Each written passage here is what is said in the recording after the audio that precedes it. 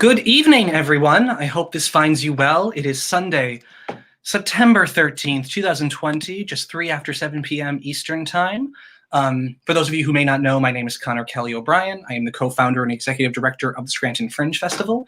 Thank you for joining for this episode of Fringe Dialogue. It's a show where we just have informal yet hopefully impactful conversations with various leaders from not only our arts and culture community, but the greater arts and culture community of our world. One of the only good things of COVID-19 in our current world is that the new digital landscape has made these kind of conversations and accessibility all the more real and direct. Before we introduce our very special guest, Dr. Jon Paul, for the evening, I wanted to just remind our local audiences, and maybe some of our not so local audiences, about Fringe Under Glass. Fringe Under Glass is our innovative approach to live theater set safely behind the storefront windows of various downtown Scranton businesses. While it is not the festival and the main festival that brings about 10,000 people to downtown Scranton will not be happening this fall, we are very excited about this safe, live, innovative approach. One of the cool aspects, in addition to partnering with some wonderful groups and cultural organizations who are presenting live creative work, such as the Black Scranton Project, the Gaslight Theater Company, Mostly Opera, Simone Daniel, Nicole Nichols, the Pop-Up Studio, and others, is that we are incorporating this really cool technology. I am wearing on my head, that really blocks out sound. I'm wearing on my head the Silent Disco headsets that you can see that we have acquired from our wonderful partners at Silent Sound Systems, LLC. They are one of the top retailers actually in the country, and they're based just about 10 minutes from Scranton. Check them out. So with these, not only will our tour guides be able to guide small groups of audiences, masked of course, outside from spot to spot, but the live works behind the storefront windows will be able to fully immerse you in the experience. If you'd like to buy tickets to this, I will post a link in the comments section of this video momentarily. You can also just go to scrantonfringe.org/tickets or write to Eventbrite and look up Fringe Under Glass. That's Fringe, F-R-I-N-G-E, Under Glass. We've already sold about 50% of tickets. We have to keep them limited due to COVID-19 restrictions. There's incentivizations and discounts for larger groups. If you are a regional group in the area of Scranton and you are working with those in underserved and underutilized communities, please contact us. We'd be happy to work with you. Again, scrantonfringe.org, Fringe Under Glass. It's less than 2 weeks away. We will be documenting it and giving the best video quality after the event as we can, but nothing beats the live experience. Okay, that's my last plug for now for that. Okay, without further ado, to get to the main topic of the evening, I am thrilled to introduce our special guest, Dr. Jon Paul. Dr. Jon Paul is a professor, professor, national speaker, freelance journalist, thought leader, and media critic who examines the intersections of identity, gender, and race in entertainment. They were named Business Equalities Magazine's top 40 LGBTQ people under 40. Their work has been featured on such sites like NBC News, Fox, Vice, MTV News, Essence, Out Magazine, and more. They have worked closely with brands like Apple, Disney, and Instagram, and currently serve as one half of the podcast team from Learn Learnt.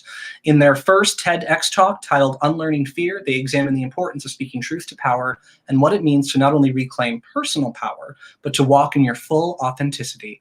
They hold a doctorate degree in educational justice and write regularly about intersectionality and liberation for queer people and what it means to not just survive, but thrive. Please virtually welcome to the Scranton Fringe Dialogue stage, Dr. Jon Paul. Hello, how are you? Hey, I know I'm muted. Thank you so much for having me. How are you? I am doing well, thank you. Sorry, I butchered the last few words of your bio. You are totally okay. Not complicated words. My tongue. Wonderful. How are you doing today? I'm maintaining. I think, we are dealing with, I know we talked about this earlier, but I live in SoCal. And so living in Southern California and dealing with all the fires, plus the pandemic and everything else that's going on in the world, it's a lot, but I'm here. I'm definitely here and we're doing okay. That's fantastic. And you said today was a little better air quality wise where you are? Yeah. So the last few days, last week around Wednesday, it was really bad. But now, I felt like we're starting to get somewhat of it. It's not as bad to wear because there was a point where you would wear your mask and it was smoky and it was hard to breathe because of the mask. But now it's like you're just kind of suffering through the mask. It's not really the air quality so much. So it seems like it's getting a little bit better. Fantastic. Mm-hmm. I hope it only continues to improve. Our hearts go out to everyone out there and all across the West and Midwest and Northwest. That sounds so terrifying. Yeah, it is. But thank you for being here this evening and sharing a little bit of your time with us. Mm-hmm. I wanted to dive in. Anyone who wants more information, we'll post this as well, about you and your wonderful career, can go to drjonpaul.com. There's so much to cover. We only have a brief period of time with you. So I wanted to sort of talk about this. You have a lot of degrees. Yeah, I do. You are a graduate from California State University, San Bernardino, with a Bachelor's of Arts in Communication Studies and a minor in Women's Studies, as well as a graduate from University of Redlands with both a Master's of Arts in Management and a doctorate in Educational Leadership. Mm-hmm. So we have Communicational Studies, Women's Studies, Educational Leadership. What did I miss one? I missed one. Master of Arts in Management and doctorate in Educational Leadership. Where does your passion for higher education come from? And I know this is a large conversation, but however briefly, can you touch a little bit about why these particular fields of study attracted you? Yeah, so I think for me, well, the communication thing. So I've always, ever since I was a kid, I love to talk. My mom would always say, if you put me in a room with somebody that I didn't know, I would be able to make a friendship with people. And I still have a knack for that. I can go anywhere and still be 100% comfortable with people I don't know. And so when I got to college, it was kind of this, it was just natural, that I would look into a communication degree. I was doing very well. Like I took a communication elective, and I did phenomenal in there. And it was actually that professor who actually asked me, he was like, well, what is your degree? And I was like, right now I'm undecided. I don't even really know if this college thing is for me. And we'll get into the reason of why that whole college conversation of why it may or may not be for me happened. Sure. But ultimately that professor was the one who said, you have a way with words, you're a natural at it. I would look into it. And so that's exactly what I did. And so getting a degree in public relations, going on to get my master's in arts of management, I knew that I didn't want to do business. I wanted to, the arts of management piece for me it was more focused on how people move versus how the business moves. And I thought that really spoke to me because Daniel Goleman was kind of what framed our program in my master's program, the whole conversation around emotional intelligence. And I think now, being someone who does like motivational speaking / working with, schools and publics and things of that nature, the emotional intelligence piece comes out a lot when I'm thinking about different things that are happening in the world, and why systems and why things move the way that they move and why people do what they do. And so that was ultimately what led me, the true one of me wanting to get a doctoral degree was I was working in education. And there were a whole bunch of questions around what was happening with our minoritized LGBTQ populations.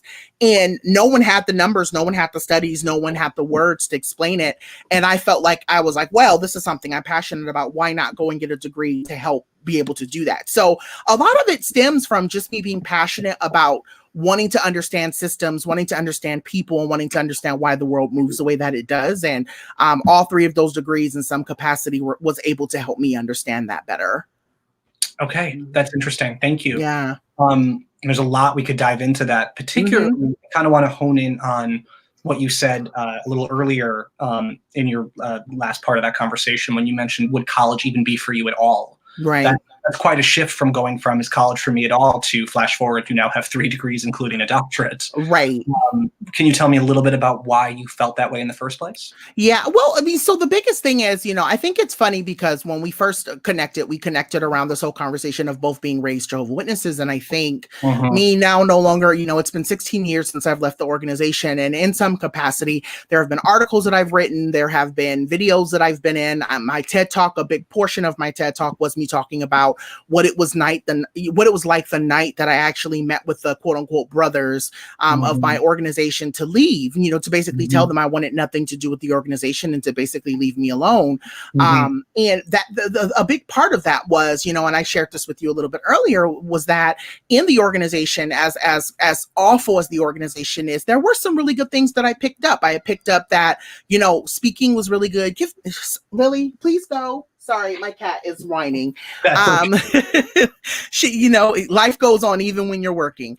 So I had, I was giving talks, and I was a regular pioneer, all of these different things that, they want you to do. And there was this whole notion that I was going to go to Bethel. And I don't know if people know what Bethel is, but I was just going to say, I was just going to say, I know what you're talking about, of course. Could we give context, not just for Bethel, could you also mention, I think people don't quite appreciate what being a pioneer. I don't think, so it's a lot of time.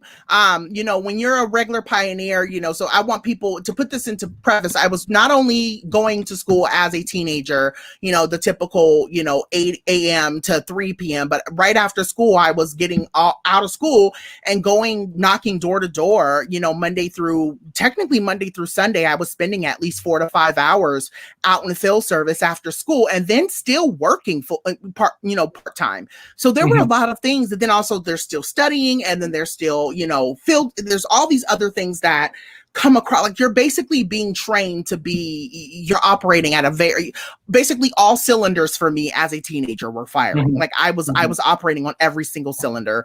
And then, this concept of going to Bethel is basically where all of their material is created and where it's all made. And it's pushed on the brothers that if you're, a teenager, that should be your ultimate goal. Going to college should not be your goal. Your goal is to basically, serve Jehovah in some capacity. Right.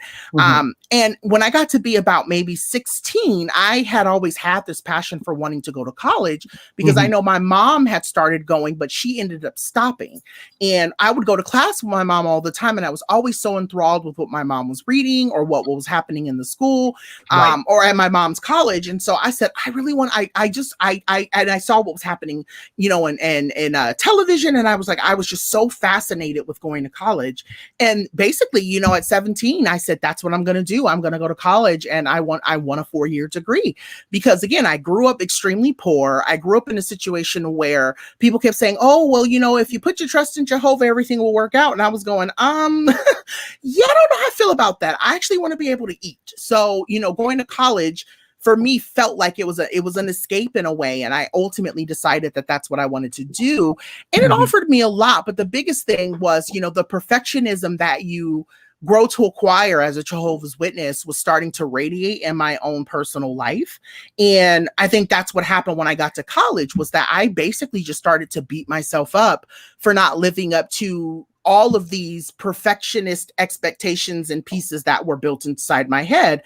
And so I think even down to like having 3 degrees, I think that's where they all come from. This idea that, I have to be the best of the best. And the only way I can be the best of the best is by having the ultimate degree, which is a doctorate. And I'm still even now going through and working through that in therapy. But yeah, there's a lot to say. There's a lot more to say there. And I know we don't have the time, but that's really where it all started. It really started there. Thank you for sharing that. And as Dr. Jon Paul mentioned, full transparency, I was also raised in that world. And I think I think people, and again, like we said, I would love to someday, we could literally do a whole podcast just on this topic. But I think people fail to understand the true level of intensity of control, not just control, but particularly when you're younger pursuing higher education. It's not just discouraged, frowned upon. It is the closest to forbidden that it possibly can without legally saying it's forbidden. Right. The only exception might be like a 2-year or 1-year trade program, right? Which is wonderful, and there's nothing wrong with that. But if that's not what you want to do, and that's not how you want to pursue your life, so I think I will give you so much credit, not only just for anyone how hard that is, but especially as you mentioned, coming from not a privileged background and coming from that JW world that is so against higher education. Would you agree? And I'm curious to know, because I see this within myself, I find, anyone who knows me well will laugh at this, but even in a not funny way, I do find I can be personally, just me, I can be very judgmental. And I think that comes from a little bit of the, almost this ironic nihilism that comes from that upbringing. and the view of the world, because for context, that means anything that's not the faith.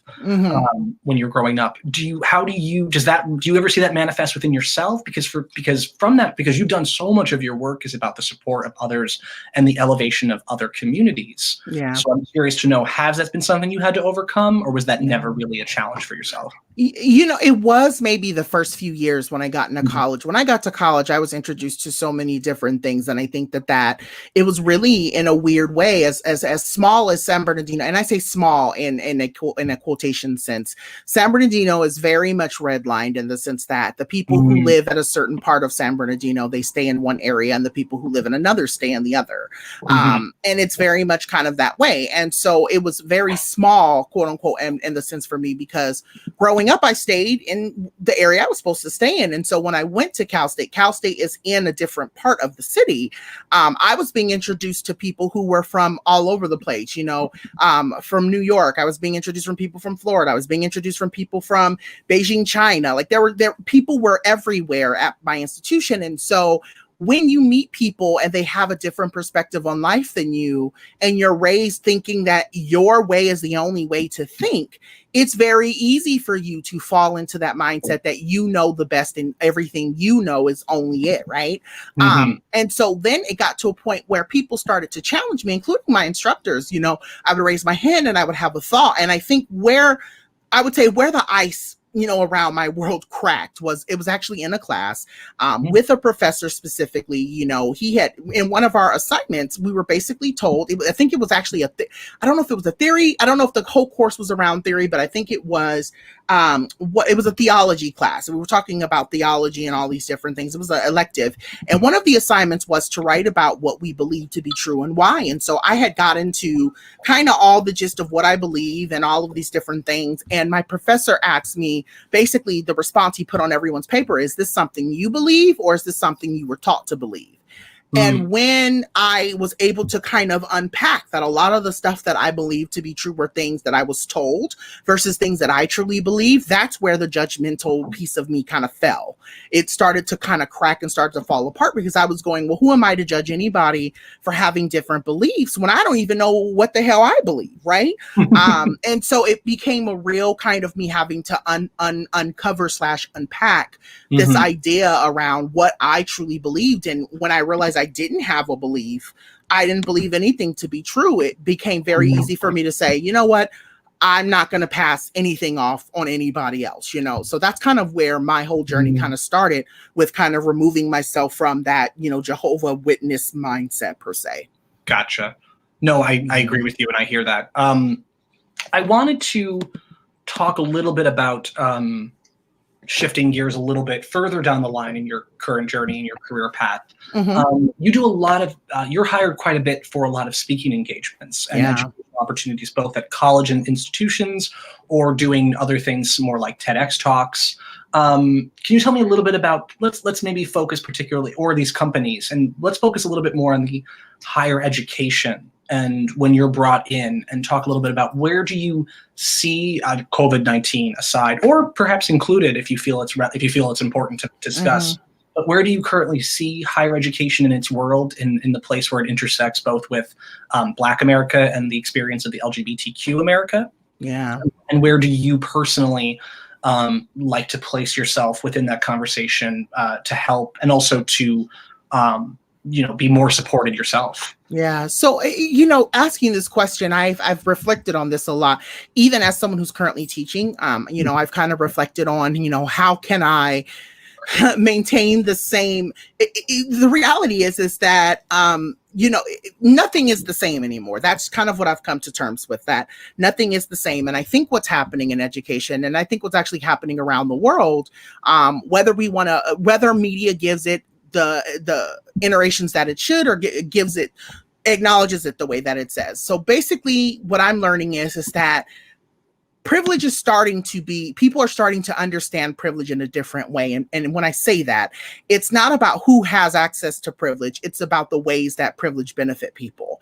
And I think conversations are starting to move, and you're starting to get people who are holding others accountable, because they're recognizing that for so long there have been people in positions of power and in privilege in a way and they're basically saying you need to use whatever finesse you have or whatever access you have to do better by us and our communities. And so I think people are bringing folks to task in a way that has never been done before. And I know, it feels like since June that things have kind of died off, but it's so interesting to me because the groups that I'm following, the youth that I'm following, the companies that I'm working with, in a lot of capacities, I mean, Google is a great example of this. There have been a lot of Black and brown people that have said, if you don't do this, and this for this in particular group of people here, we'll walk.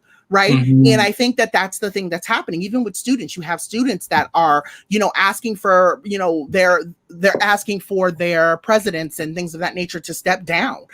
They're ultimately saying, like, we have been without for so long and now we understand why. And so we need you to respond to it. And so I just think we're getting to a place now. I've always said I think it's very interesting that, specifically in higher education, being an educator, right, we spend a lot of time talking about books, talking about theories, talking about concepts. And then we tell people, okay, go off into the world and utilize them. And then we kind of, we tend to oftentimes villainize or make people, what's the word I'm looking? We chastise people for actually using the theories and the concepts and the practices they're being learn. Difficult. They're being difficult. And people are ultimately saying, well, why did I spend all of this time here if it's going to be a problem for me to actually put this into place? You're and so right. You're totally right. I was just saying. So I just think that that's the thing that people are actually doing now. You're getting a lot of people who recognize, well, if I know what's going, like I know and I understand what's happening, I need people to respond. And I think people are just being held to task in a different way. And I think that we're not going to see it die off. I don't think that we're going to see anything become easier. I mean, even these basketball players, seeing these basketball players say, I'm not going to play basketball until you do this, by us, that's huge, that's really, really big. So I think that that's where we're headed. We're just headed towards a lot more Black, brown, marginalized people saying, we know our power and we know how to use it just as much as you know your power and you've been using it for, for bad.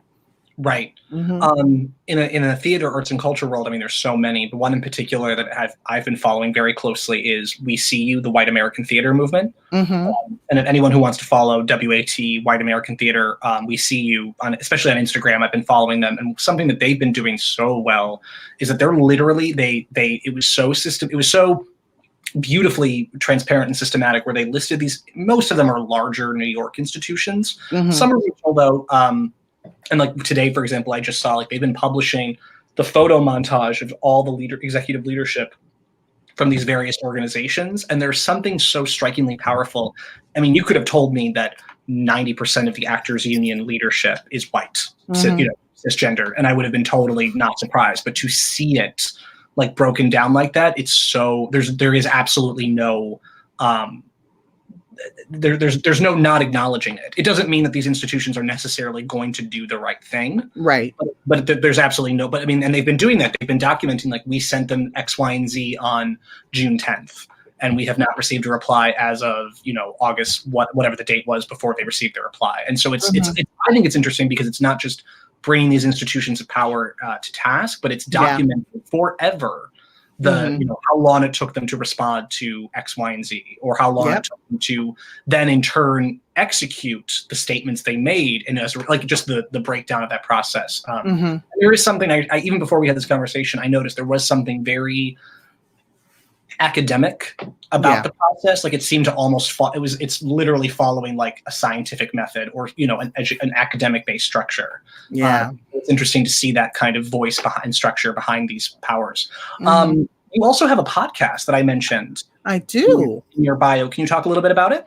Yeah, so I actually, I should have added, so there's two that I actually kind of sit on. The first one is Learnt, is kind of the birth of both me and my friend. So very publicly, we've been both me and my friend, shout out to Kevin Allred, who I think is just one of the smartest people that is out there doing the work. They are also a academic, they teach and, and they also wrote a book. They wrote the book about, they both wrote a book based off of a syllabus related to how they teach about Beyonce, and it's called Ain't I a Diva, and it really just talks about this idea about how Black women specifically in the world don't get the credit that they deserve for the work that they put in.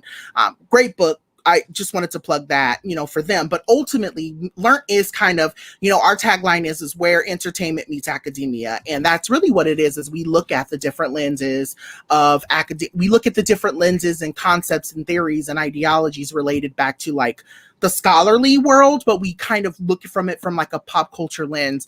Our last episode, we looked at these ideas around, certain white women pretending to be Black. We had Rachel Dolezal, Jessica Labamba Rera, or whatever her last name is.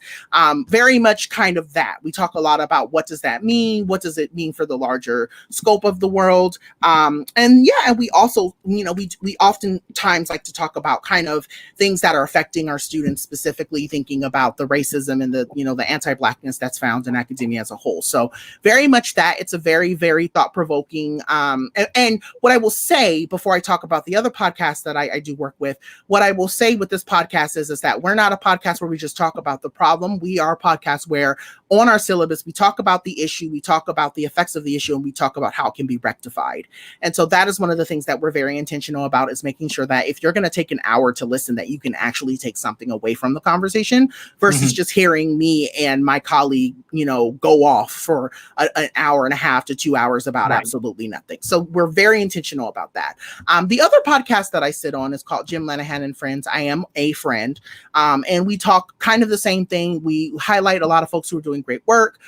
We talk about different things that are going on in the world. And we ultimately kind of just, it's just a lot of folks who are in the entertainment industry coming together to just really talk about what it's like outside of the work that we all do. So it's a very fun podcast to be on. I appreciate that both of them have their own interesting dynamics in terms, and I say interesting in a very loving way. There are some that are extremely fun. There are moments where me and Kevin can go up against each other because we have different thought processes. It's very nice to be in community with people who get it. And so that's basically what both of those podcasts are. I just want to mention to everyone listening, if you are interested in Dr. Jon Paul's, one of his colleague, Professor Kevin Allred's book, A Naya Diva, Beyonce and the Power of Pop Culture Pedagogy. You can post a link below and wherever you're watching this right now, where you can buy the book directly. It is available on Kindle and paperback. I should have asked, is there somewhere people can buy the book not through Amazon, or is Amazon the only platform they can? No, I think it's available at Barnes and Noble too. And available via Barnes and Noble. Thank you. And it is available, we mentioned, at least via that one link, Kindle and paperback. And that's fantastic. Is there somewhere where these podcasts live? Are they available? They are everywhere you stalk your exes. So you can listen to it on Spotify. You can listen to it on Apple. We're on not Scribber. Look at me, the academic Scribber. They are on, basically, if you go to www.learntpodcast.com, it'll tell you everywhere you can go to listen to the podcast. But we're everywhere. I apologize to Missy G. Smith, but we have a comment at some point in our conversation, because you're dope, clearly referring to you. Oh, thank you. Thank you for watching, Missy G. Smith. I apologize we didn't see that sooner. If anyone else is watching live right now, because I do see we have a few, and there's actually way more than that number indicates usually. So please, please, please comment if you have a question for Dr. Jon Paul, or if there's something in the conversation you want to add to. We'd love to hear from you and bring you up on screen. Your comment. We're not going to drag you into the live stream. Right. I also want to take this opportunity to mention that if you'd like to support Dr. Jon Paul, you can go to drjonpaul.com. You can also donate to support his work and the emotional and academic labor like conversations like this. You can do so via Venmo at Dr. Jon Paul, and you can connect with them via every pretty much social media platform you could imagine at Dr. Jon Paul. So thank you. Before we move on, is there we talked about your podcast. Is there anything else you can tell us a little bit about that you're working on at the moment? So I think the only thing that I really am kind of just working on, I'm really working on trying to figure out how to, I think a big piece is just really trying to break the door open into the entertainment industry. And a lot of people who do follow me know that I'm very vocal about what it's like writing a pilot, what it's been like learning to write for television. Those are the things that I tend to be very much kind of outside of, writing articles or, speaking or doing online different things now, because that's the kind of world we live in. Everything's online. Really just trying to figure out what it is or what is needed in order for me to do, to kind of incorporate in my own journey to make sure that I can make someone else's journey a little bit easier when it comes to entertainment. Breaking in has not been easy. I've been trying to, get into different rooms and do different things. And even with COVID, it's made it more complicated. But I definitely think that, even just being a Black queer person trying to make it in the industry, there's so many different things so many hoops to jump over. Even regular people have to jump over these hoops, and then you add on all of the different others that I have to deal with. I think that makes it even more complicated. So that's been just kind of the biggest thing that I've been doing, trying to learn how to become a better writer and how I can use the knowledge that I'm learning to kind of, throw it back to other people who might need it in order for them to get into the industry as well. Fantastic. No, and trust me, I can only imagine, as you said, when you add on those others, it's a hard world to break into. I think people really have underestimated how much COVID, I talk about it personally all the time, how much COVID-19 has severely impacted the arts, culture, and entertainment industry. Yeah. It's just devastatingly difficult. So I'm going to throw that up one more time just for the sake of the conversation. Oh, we have a comment from Lisa Simmons Barth. Love listening to Dr. Jon Paul. Always makes me think and reflect on how I show up in higher ed. Thank you, Lisa. We appreciate you joining the conversation. And we hope you'll tune back next week for a different guest. I want to mention one more time, Venmo at Dr. Jon Paul, Venmo at Dr. Jon Paul, so they can continue to buy those coffees and get that work done while they submit them. Yeah. Or I say coffee, or, rent, student debt. Well, you know what? But no, and honestly, I like to tell people too, the biggest thing that a lot of folks don't know is that most of the time when people donate to me, I find other friends who I know are doing kind of the same work.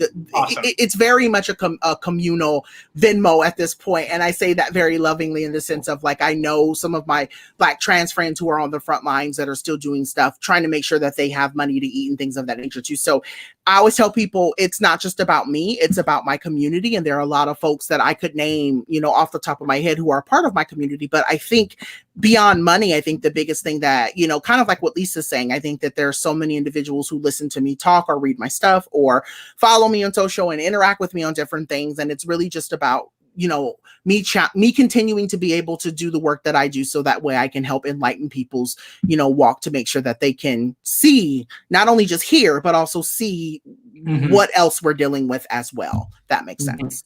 So. Absolutely. Can you tell me, and I ask this question of everyone that comes on the Fringe Dialogue show, when you're not, managing that communal Venmo, when you're not writing and giving speaking engagements and working on your own writing and entertainment industry career, what are, especially right now with everything that's happening in California and under the shadow of COVID and on top of the other million things happening in our society right now, what do you do to relax? What is your, what does your, I don't want to say wellness, not because it's not valid, but because that almost seems to minimize it. But what do you do to enjoy yourself in those moments when you have time? And how do you make time? Yeah, making time. So, I think that that's very interesting. I always look at my iPad and I'm like, God, I wish I used my iPad more. But I think about using my iPad, or I think about just laying on the couch sometimes and allowing myself to watch TV. I think for a very long time, there's this thing that, if you're an academic or a scholar, or if you do things that, are quote unquote, I don't know how to explain. If you do things that are quote unquote astute, that you don't watch television. And I've, in this COVID, the new world that we live in, I have engaged in television in ways that I normally probably never would have had the time or the ability to do so. Me and my husband, we watched The Amazing Race together. We've been going back and watching old episodes of Survivor. Oh my God, I've been watching every single episode of Lovecraft Country. I've been keeping up with that show on HBO. Absolutely fantastic show. When you talk about a show that I wish that I could have written, that is the show that I really wish that I could have written. And I really wish that I knew Misha Green on a personal level. Rewatching shows. I got a chance to rewatch, Schitt's Creek. Me and my husband went back and we watched Desperate Housewives. And as much as it's, as much as it is for fun, there are elements for me now because of what I know in terms of television, where I watch television shows and I listen to the, characters, or I think about the arcs that they're creating. And I think about how I can use that in my own writing as well. So as much as it is for work, or it is for me to grow as a writer, it has been very, very soothing to just be able to say, I'm going to take the next few hours to lay on the couch and not do anything and just literally tune out and just enjoy the time that I'm laying down at home, So I want to thank you so much for sharing that. I totally agree. I also want to ask you an honest question because about 6 months ago, I was talking to a friend of mine who helps me with my accounting and taxes and stuff, because as I'm sure you and many people out there who might be listening, when you work in kind of a freelance, multi-hat, self-contractor world, sometimes, and especially like for me, like I have pay stubs and W-9s and 1099s coming in from multiple states. yeah. That can be a little bit complicated above my silly little arts brain. And one of the things that I was shocked at was, and this person is very savvy in the entertainment accounting world, but things like, they're like, do you deduct your Netflix subscription? And I was like, no. And they said, wow, I never thought about that. As an actor, my haircuts, well, when I used to get my haircuts were, are deductible. I mean, and I think you have to be very careful. I mean, full disclosure, I'm not an accountant. And no one please come sue me if you filed that and did it wrong. But it was shocking for me to, not just from the accounting perspective of that, but it did make me appreciate, like, yeah, that is research. That is, me, I do need to keep tabs on what's happening, even if I'm not anywhere near that circle of that industry. It is the industry that I'm choosing to be part of. So yeah, I thought that was very interesting. Speaking of that, one of the many hats you wear is an instructor at the New York Film Academy, and you teach research and representation in film and television. Can you tell me a little bit about what your thoughts are on this day, Sunday, September 13th, 2020? Where are we at representation in film and television right now, and where should we be, and how do we get there? And I know that is a century-old huge topic in question. So it's okay if you only want to highlight and pinpoint like maybe one little thing from within that. Yeah, so it's funny because I wrote an article right after I got back from, I went to Sundance this year, and there were a couple of different panels that I went to, which were talking about, obviously, Black representation, queer representation, what does representation mean in this day and age? And it's still, I'm going to say very transparently that it's still a bit frustrating, because for every pose, there are multiple shows like Pose that deserve to live. For every Lovecraft Country, there are multiple Black, horror films, horror shows that need to live. It's frustrating that, you look at Jordan Peele and he says, Get Out as a horror film, and you have people saying, no, it's not, it's a comedy.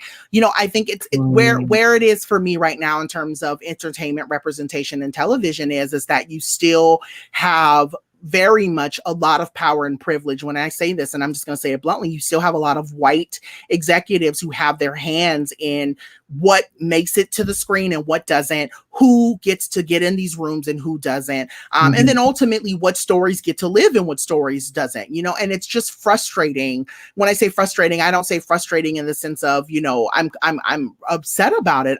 What I am saying is that I don't think that folks give so for every, and I say this, right, for my pilot, for even just the pilot that I finished writing, it took me a year to get this pilot to a place to where it even is half decent from the eyes and from the ears of other Black executives. And what a lot of people don't hear or don't necessarily understand is that when I get my notes or when I get my critiques, I'm getting notes and critiques and they're telling me, if a white exec was to get this is what they're going to say about it, right? So I think that's the thing people don't think about. When a white person sits down to write something or to put something on television, they just want it to be good, right? Whereas for me, it's like I have to, not only does the story have to make sense and the story has to be good, but there's still that eye and there's still that light that has to live on it. And then there's the expectation that even if I was to get in the room, that now I have to make sure that I open the door for other people to come in with me too. Right. It's just, there's a lot of expectation on Black, brown, marginalized voices in the entertainment industry. And, even down to the fact that I had a moment, I'll say this and then we can move on. There was a moment a couple of months ago in one of my classes where I had named Lena Waithe as a very influential, screenwriter. And I had a student raise their hand and they said, well, why do you have her name up there? And I said, well, why not? She's written films, like her name has been on a couple of films, even if she hasn't specifically written, and this was right around the time that Queen and Slim had come out. I was getting a pushback from a white student who was basically trying to tell me that Lena Waithe was not an important screenwriter. And so it's that kind of mindset, right? Of like, individuals in the industry being able to basically say when they want to say, how they want to say it, around who gets notoriety and who doesn't. Wow. And go ahead. I'm so sorry. I apologize if you already clarified this. When was the student giving you this kind of pushback? This was in class. This was in one of my classes. This was maybe, I would say, probably maybe October, November of last year. This was right around the time. This is significant. I mean, it wouldn't be. This is significantly after she won the Emmy. Correct. Wow. Okay. Yeah. Wow. This wasn't even before she won the Emmy. Which to be fair, you would have been just as justified of pre the Emmy. Mm-hmm. But what other? I mean, if we are going to hold that to a standard, which by the way we don't have to. If we are going to, though, then that should be, clear evidence enough to, wow, what was the student's justification? I'm sorry, that's not relevant. That just blows my mind. What was that student's justification for arguing with you on that point? Well, they were trying to basically say that because they hadn't won like an Academy Award, or that they hadn't been in the industry for a very long time, that there's no significance. But I had to explain to that student, I say, what you don't seem to understand is that is a Black queer woman who is writing films and who is, directing television shows or creating television. I mean, The Chi in itself, right? The fact that The Chi is on its like third or fourth season, right? It's rare that you get a Black queer person like her that gets an opportunity to do what she's doing. And that's what I was trying to say. And I think that that's the thing that people don't seem to understand. For a lot of people in this industry, it's, if you're good, you're good. And if you make it, you make it. And if you don't, you don't. But I don't think anyone ever wants to step out of the conversations and say, why is it that certain people make it in rooms and certain people don't? Why is it that folks like myself who have been writing, through programs for a year is still being told, you just got to give it a little bit more time. You got to pay your dues. Right. When there are films and television shows that are coming out and I'm looking around and I'm going, are we serious? Like, Lena Dunham. Yeah. You said it, I didn't. But I'm I have no problem. I'll tell you right now, the times that Lena Dunham has watched this show are never, so I'm not worried about it.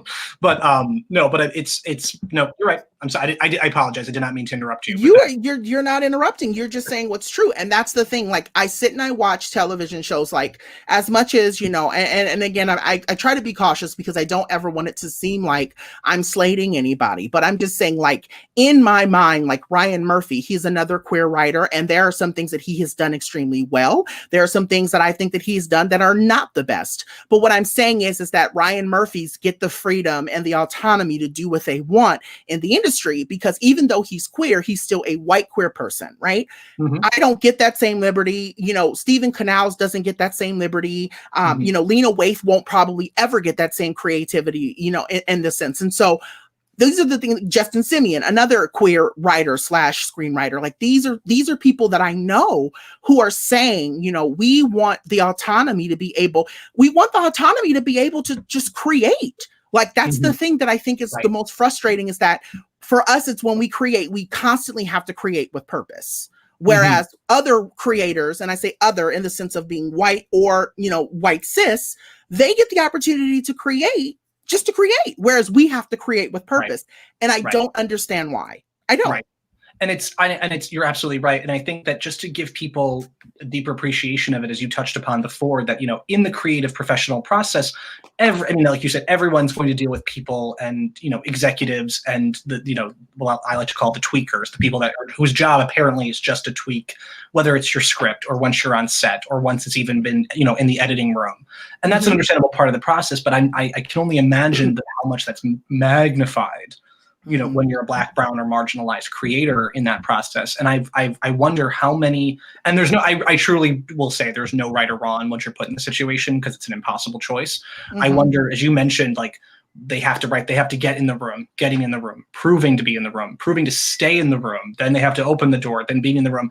Like, I wonder how many Black, brown, and marginalized creators have sat in an editing booth and made the decision of, like, do I get my dream project greenlit and put up on the screen, or and then let them edit and dilute my message and my content, or do I walk? Yeah. And I think that's I don't judge anyone who walked, and I don't judge anyone who stayed and, took 6 instead of a dozen, what I mean? And how do you make that decision in that moment? Because that's so, and I think people don't appreciate, that sounds dramatic. That moment does happen. Like that is there is a real moment where I'm sure Lena Waithe has had that moment where, you know, maybe not, well, actually, no, probably still not. I was going to say maybe more so earlier in her career, but I'm sure it still happens where, you know, when she was directing the Thanksgiving episode for Master of None, when she won the Emmy, like there was, I mean, that episode was unique in a lot of ways. Right. And I mean, I would hope that she was supported in that production, but who knows? But I mean, it's interesting to dissect like what got left on the cutting room floor. I guess that's what I'm trying to say. Like, and I want to jump in and say this too. Like, I think a great example of this is, so we have so I'm just going to throw this in here. The conversation around girlfriends, right? So we have the Girlfriend show that just got put on Netflix, and a lot of Black individuals, specifically younger Black women, are really excited because now this show has a place to live, that they can rewatch it and they can relive it the way that I did when I grew up. I watched it every, you know, I think it was like every Tuesday it would come on, right? And so thinking about Mara Akil, who is the, you know, not only the creator, but the writer, and you have, what's his name? The guy who played Kramer is the individual, I forget his name, but anyway, he was executive producer. It'll come to me. I'm so sorry. Either way. But anyway, you have a white executive producer. Mara has said on several accounts that even for some of the characters in relation to their skin tone and the actors who played the characters and their skin tone, how she had to fight to make that happen. And I think these are the things that no one's thinking about, right? We, you know, and I always think about that even with my own, you know, my own script, you know, how comfortable, while I'm so passionate about the script that I just finished, Kelsey Grammer, thank you. Kelsey Grammer, thinking about this, right? I ultimately constantly think about my own experience of, I just wrote a show where my lead is Black, the mother is Black, the father is Black, everyone in the show is Black except maybe for two of the characters. What will I do if I take this to a network and they say, we want to make all of these characters white, and I don't see a reason for them to have to be Black? That's what I keep thinking about. I think about that a lot, and I think every creative that's Black or brown is thinking about that. A lot of our stories, a lot of our experiences are whitewashed because people, oh, well, we don't know if folks are going to be comfortable with that. And I go, well, obviously Black Panther is probably the most successful film of all time. So obviously people are very comfortable with Black stories. I just don't understand why it takes an arm and a leg and your firstborn for a network to say it's okay for us to have an all Black writers room. It's okay to have a trans, you know, showrunner. It's okay to have, you know, trans people lead, you know, a cast. Obviously it's being done, but I'm going, we're in 2020. Why is it taking so long to happen? That's where my mind is with all of this. We're in 2020 and people keep going, oh my gosh, you know, you know, we've come so far. And I'm going, yeah, have we really come so far? Or have we just barely started acknowledging it? And it feels like we've come so far because it's now being acknowledged. So these are the things that I'm thinking about a lot, you know, in these last couple of months when it comes to representation and entertainment. We have a comment from one of our past guests on the show, a leader in her own community, respectively, Tanya Verkaitis. Great conversation. I feel like I'm getting a peek behind the curtain. Thank you, Tanya. Thanks for watching. You know, yeah, it's shocking, and I don't know, like, so when I mean, some production sets are already starting up again. Most probably won't be starting up again until next spring, right? For the especially scripted television.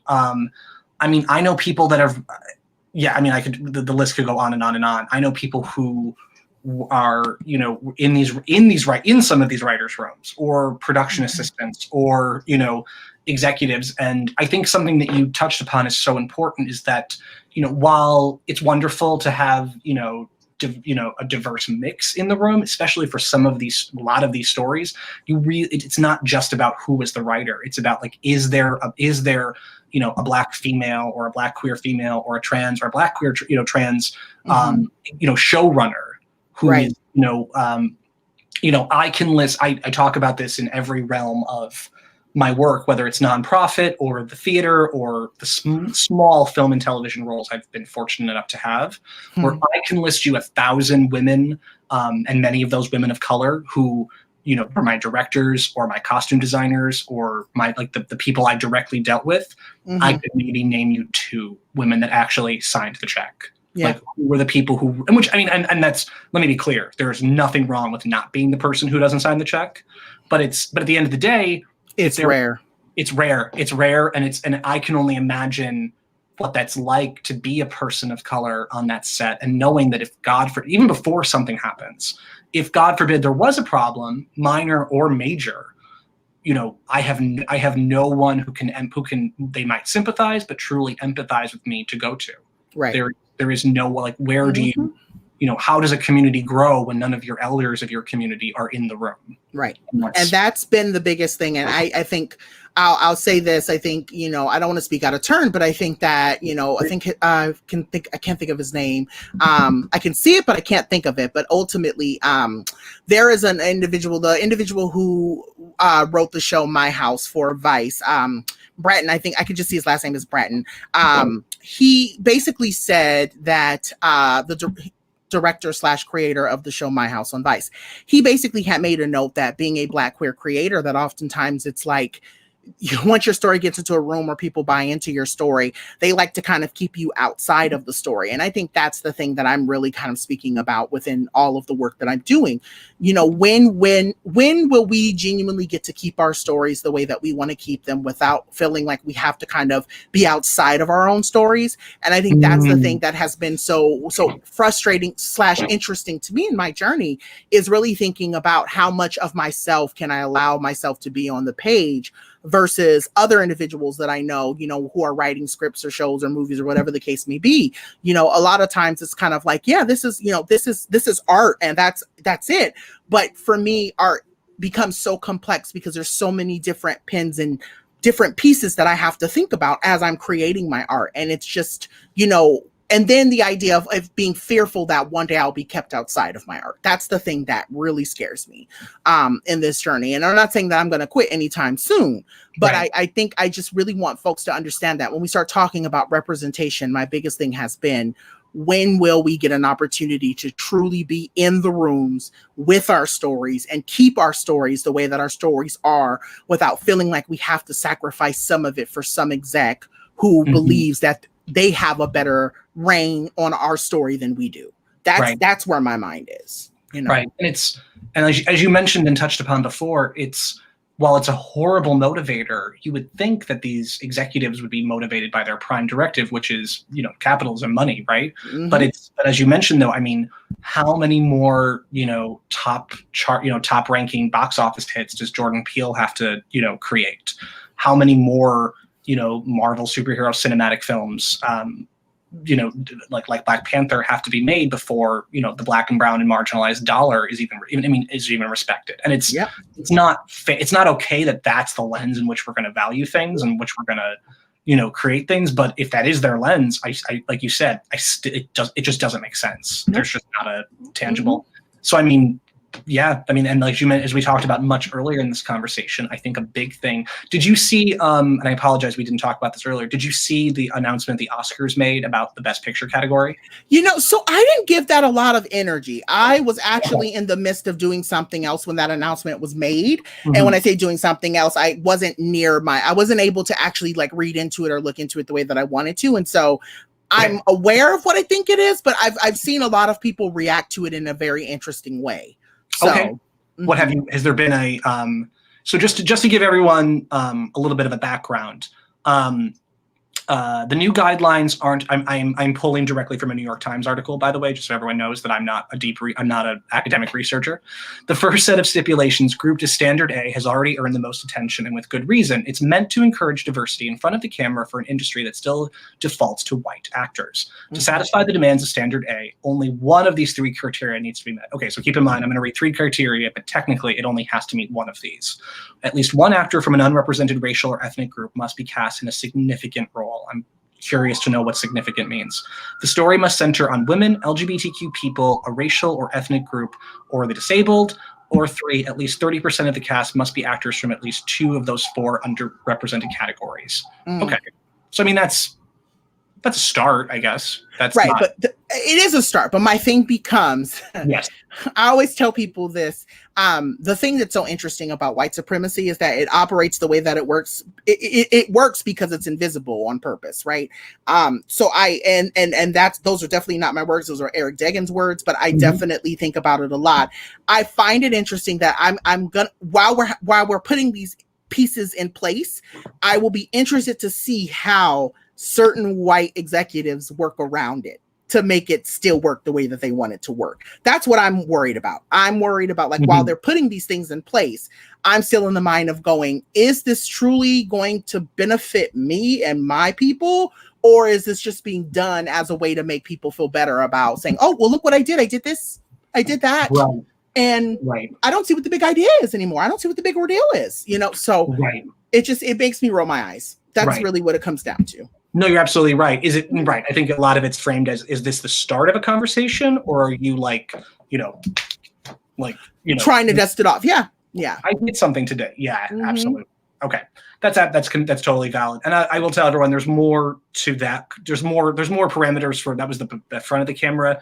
I encourage everyone in your own time, when you have a moment, look up the what they're calling standard B, which focuses on behind the camera, such as department heads, the cinematographer, director, so on and so forth. I'm assuming, I haven't read it yet, but I'm assuming it's probably the same standard. And I think it's also worth mentioning, this really only seems to be applying for the best picture category. So there's nothing stopping a studio from, on a certain picture that had no delusions of making that category, there's nothing stopping them from not adhering to these standards and requirements. So just for some other frame of reference. But interesting though. I want to wrap up the evening. I'm going to give a last call to everyone out there. If you have comments or questions, please join in. We've been talking so long, I lost a little bit of track of time. I don't want to keep Dr. Jon Paul any longer. I'm going to mention one more time, Venmo at Dr. Jon Paul. That's Venmo at Dr. Jon Paul. I'll keep that up for the remainder of our conversation. I want to thank you so much for being here. I wish we had 5 more hours to discuss everything and dive in deeper. Is there any other last little bits or topics you want to close on before we go? No, I think, my biggest thing right now has just been, I'm going to say Black Lives Matter, continue to say, defund / abolish the police, whatever you believe, continue to keep saying that, justice for Breonna Taylor, also justice for anybody that has not received justice in relation to it. And I'm going to always go up for, Black, queer, marginalized bodies like mine that ultimately are not seen, just letting people know that the work that I am doing is not solely in part for me. It's really about my community. It's really about my people, and making sure that at the end of the day that I can ultimately be that name that other individuals, think about one day when this world decides that it wants to kind of take me out, that they can utilize me and my work as a reference point. So that's really it. I'm just here trying to make sure that people know that they're seen and that they're heard. And that's ultimately what I plan to keep doing. Wonderful. Thank you so much for being here. Thank you for having me. Of course, we'd love to have you back anytime. Dr. Jon Paul, everyone, please go to drjonpaul.com to learn more about them and their work. For Scranton Fringe, I've been Connor Kelly O'Brien. We're going to call it an evening, but we'll be back next Sunday. And final reminder, get those tickets to Fringe Under Glass if you're in the area. We hope to see you all soon. Have a good night. Take care.